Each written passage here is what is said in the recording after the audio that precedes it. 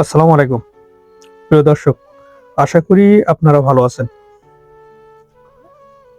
নবম pay scale নিয়ে আমার চ্যানেলে যারা নিয়মিত দর্শক আছেন তারা একটি খবর শুনছেন, শুনে অনেকে হতাশ হয়ে যাচ্ছেন। খবরটা হলো এই যে বিদ্যুৎ, জ্বালানি ও খনিজ সম্পদ মন্ত্রণালয়ের যিনি দায়িত্ব আছেন উপদেষ্টা বা সড়ক ও সেতু উপদেষ্টার দায়িত্বে যিনি আছেন জনাব ফাউজুল করিম, তিনি অত্যন্ত ভদ্রলোক মানুষ, সজ্জন মানুষ, নিরেট ব্যক্তিত্ব। ওনাকে আমি ব্যক্তিগতভাবে শ্রদ্ধা করি, সম্মান করি। ওনার জীবন আচরণ আমার খুব পছন্দ হয়, ভালো লাগে। আমি ওনাকে শ্রদ্ধা করি, এটুকুই। রাষ্ট্রের গুরুত্বপূর্ণ দায়িত্ব আছে, এটাও ওনাকে ধন্যবাদ জানাই। উনি আজকে একটা মিটিং করছেন, যে সরকারি ক্রয় সংক্রান্ত উপদেষ্টা পরিষদের যে সভা করছেন, এই সভা শেষে সাংবাদিকরা তাকে প্রশ্ন করেন, বিভিন্ন প্রশ্ন। তার ভিতরে একটা প্রশ্ন হলো পে স্কেল এই সরকার বাস্তবায়ন করবে কিনা।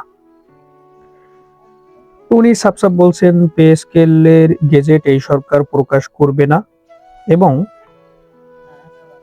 ঘটনাটা শুনতে থাকুন, আমি আরো কিছু টুইস্ট দেব এখানে। পে স্কেল এই সরকার বাস্তবায়ন করবে না বা গেজেট প্রকাশ করবে না, এমনকি কোনো প্রকার সিদ্ধান্ত নেবে না, বাস্তবায়ন করবে না। সার সংক্ষেপেই এখানে আমার একটা প্রশ্ন, উনি পে স্কেল বাস্তবায়ন করবে কি না করবে, সাংবাদিকরা কখন কাকে কি প্রশ্ন করছে? উনি করছে ক্রয় সংক্রান্ত সভা মিটিং উপদেষ্টাদের নিয়ে, ওইখানে প্রশ্ন করছে পে স্কেল গেজেট প্রকাশ করবে কিনা। এটা হলো ক্রয় সংক্রান্ত কোনো কিছু বলেন। বলছে যে নির্বাচিত সরকার আসলে, ফজল কবির বলছেন যে নির্বাচিত সরকার আসলে ধাপে ধাপে এটা বাস্তবায়ন করবে।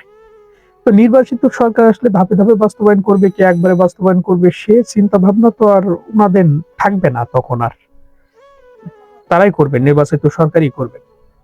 আবার আর একটা বিষয় বলছে যে আমরা শুধু পে কমিশন গঠন করেছি, একটা কাজ আগায় রাখছি, পরবর্তী সরকার এসে যাতে দ্রুত কার্যক্রমটা চালাতে পারে।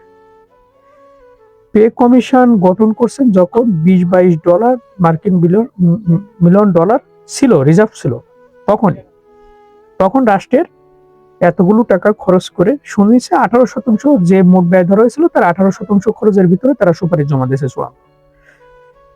তাহলে রাষ্ট্রে এতগুলো টাকা খরচ করে তো এই ফালতু কাজ করা দরকার।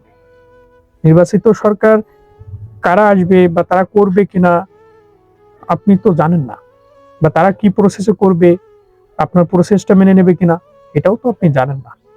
তাহলে রাষ্ট্রে এতগুলো টাকা তো খরচ করার কোনো দরকারই ছিল না। আরো একটা বিষয়, পে স্কেল বাস্তবায়ন হবে কি না এই বিষয়ে সিদ্ধান্ত দিবেন তো ডক্টর মোহাম্মদ ইউনূস। উনিই গঠন করছেন, উনিই বলছেন, উনিই কর্মচারীদের দুঃখ বোঝেন, উনিই বলবেন যে আমি পে স্কেল দেবো কি দেব না। আমরা উনার মুখ থেকে যতক্ষণ পর্যন্ত না শুনবো ততক্ষণ পর্যন্ত আল্লাহর উপর ভরসা রেখে পে স্কেলের আশা রেখে যাব, এবং আমাদের এই কর্মচারীদের এই যে দাবিটা এটা রেখে যাব, অব্যাহত থাকবে। এটা নিয়ে চিন্তিত হওয়ার কিছু নেই, যে উনি বলছে বলে হবে না। আরো একটা বিষয় আপনাদেরকে জানিয়ে রাখি, উনি বলছেন যে পে স্কেল বাস্তবায়িত হলে দ্রব্যমূল্যের উপর কোনো প্রভাব পড়বে না। তাহলে দ্রব্যমূল্যের উপর উনি বলছে প্রভাব পড়বে না, বিশ্লেষকরা বলছে প্রভাব পড়বে, কোনটা সঠিক, জাতি কোনটা খাবে? বিভ্রান্তিমূলক হয়ে গেল না? যেটা বলবেন আপনারা একটাই বলেন, যে বলেন।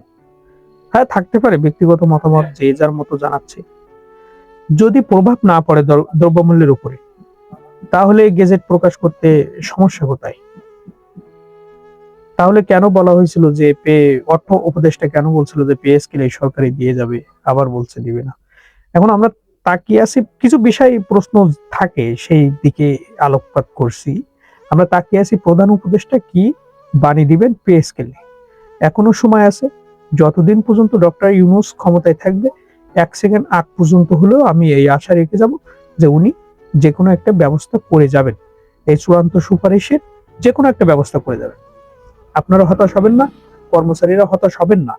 অবশ্যই আশা রাখেন, আল্লাহর উপর বিশ্বাস রাখেন, ইনশাল্লাহ ভালো কিছু হবে আমাদের কর্মচারীদের জন্য।